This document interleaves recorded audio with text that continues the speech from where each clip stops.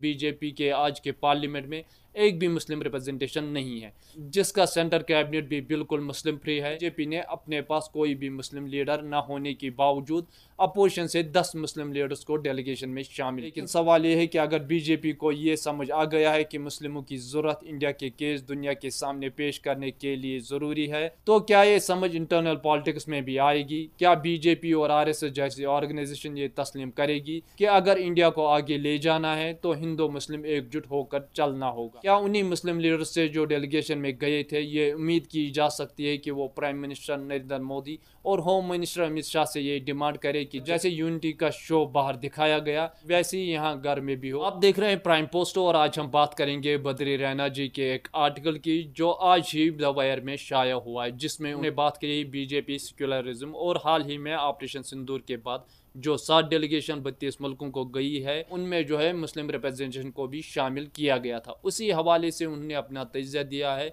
जो कहीं ना कहीं इस तरह के सवाल जो है हर किसी के दिमाग में पैदा हो रहे थे, जिसमें उन्होंने कहा कि जब बीजेपी को ज़रूरत पड़ती है तो वो उन लोगों से मदद लेती है जिन्हें वो अपनी पॉलिटिकल डिस्क्लोजर में लगातार इग्नोर करते हैं। और ये बात हो रही है मुस्लिम लीडर्स की। वक्त की कड़वी सच्चाई है कि बीजेपी के आज के पार्लियामेंट में एक भी मुस्लिम रिप्रेजेंटेशन नहीं है, जिसका सेंटर कैबिनेट भी बिल्कुल मुस्लिम फ्री है। जब इंटरनेशनल लेवल पर इंडिया का केस पाकिस्तान के खिलाफ डिफेंड करने की बात आई तो उसी बीजेपी ने अपोजिशन के मुस्लिम लीडर्स को डेलीगेशन में शामिल किया। बीजेपी के कई लीडर्स ओपनली कह चुके हैं कि बीजेपी को मुसलमानों की ज़रूरत नहीं है, उनके लिए काम भी नहीं करना चाहिए जब तक वो बीजेपी को वोट ना देते। 1 जून को होम मिनिस्टर अमित शाह ने बंगाल की रैली में कहा कि ममता बनर्जी ने ऑपरेशन सिंदूर का सपोर्ट इसलिए नहीं किया क्योंकि वो अपने वोट बैंक को खुश करना चाहती थी। घर में तो नफरत और बाहर की इमेज सेक्युलर। बीजेपी ने अपने पास कोई भी मुस्लिम लीडर न होने के बावजूद अपोजिशन से 10 मुस्लिम लीडर्स को डेलीगेशन में शामिल किया। इसमें असदुद्दीन ओवैसी जैसे लीडर्स भी शामिल हैं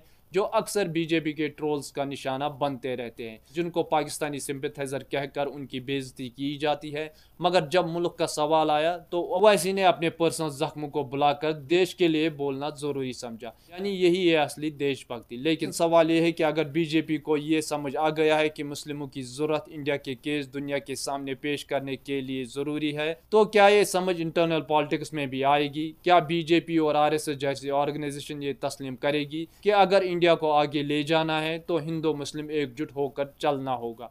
आरएसएस के चीफ ने भी कुछ दिन पहले हिंदू यूनिटी और हिंदू राष्ट्र की इटर्नल ट्रुथ कहकर अपना इरादा साफ किया है। इंटरनेशनल लेवल पर जब सेक्युलर फेस दिखाया गया उस यूनिटी को डोमेस्टिक लेवल पर रेप्लिकेट किया जाएगा। क्या उन्हीं मुस्लिम लीडर्स से जो डेलीगेशन में गए थे ये उम्मीद की जा सकती है कि वो प्राइम मिनिस्टर नरेंद्र मोदी और होम मिनिस्टर अमित शाह से ये डिमांड करे कि जैसे यूनिटी का शो बाहर दिखाया गया वैसे ही यहाँ घर में भी हो? और अगर ये लीडर से डिमांड करते हैं तो क्या बीजेपी के पास लॉजिकल जवाब हो सकता है उससे इनकार करने का? ये भी सोचने वाली बात है। जो अपोजिशन लीडर्स डेलीगेशन में गए थे उन्होंने कुछ इशू पर ऐसे स्टांस लिए हैं जो उनके पहले ऑफिशियल पोजीशन से मुख्तलिफ थे, मगर उन्होंने ये सब नेशनल इंटरेस्ट के नाम पर किया। लेकिन अगर वाकई ही ये नेशनल इंटरेस्ट था तो क्या ये एक टर्निंग पॉइंट बन सकता है? क्या बीजेपी इस वक्त एक अपॉर्चुनिटी समझकर सेक्युलरिज्म को वापस रिवाइव करेगी? क्या इंटरनेशनल लेवल पर मुस्लिम रिप्रेजेंटेशन एक्सेप्टेबल था, वही रिप्रेजेंटेशन नेशनल पॉलिटिक्स में भी लागू हो सकती है? ये वो सवाल है जो सिर्फ मीडिया में ही नहीं बल्कि जो है समझदार हिंदुस्तानियों की जहन में भी घूम रहा है।